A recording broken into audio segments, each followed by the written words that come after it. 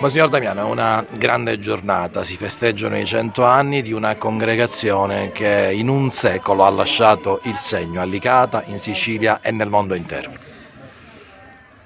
1924 e 2024 ci proiettiamo appunto a questa memoria, 100 anni, 100 anni che muovono da un uomo, il canonico Morinello, Don Vincenzo, che ha una visione, non una visione mistica, ha una visione sul futuro, sull'azione, sull'agire.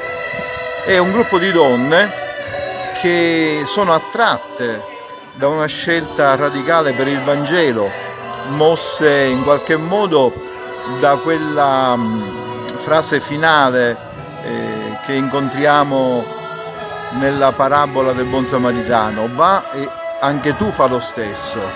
Ecco, da lì muove questa esperienza con uno sguardo attento ai poveri e ai bisognosi, il prendersi cura dell'altro.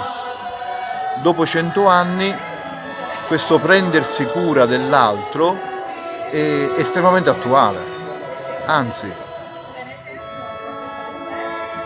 è in crisi il prendersi cura dell'altro, perché forse abbiamo una visione distorta dell'altro. L'altro è il nemico, l'altro è la persona da sfruttare, da abusare addirittura.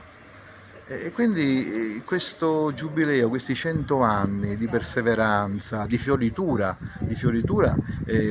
anche all'estero, no? E quindi opera di Dio. Quando le cose fioriscono vuol dire che Dio ci mette lo zampino, ecco.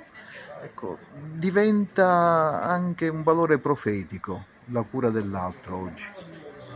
È un richiamo a guardare l'altro intanto come un altro me stesso, e quindi prendersene cura. La nostra fede, la fede che nasce dal risorto, ci dice che siamo un corpo solo, e allora rispettare, prendersi cura dell'altro, in fondo è anche prendersi cura di se stessi, se siamo un corpo solo. Questo oggi mi sembra che sia molto offuscato, che sia smarrito quasi. Allora questa memoria, questa festa, che è la festa della congregazione, ci mancherebbe altro, ma diventa segno profetico e motivo di riflessione importante.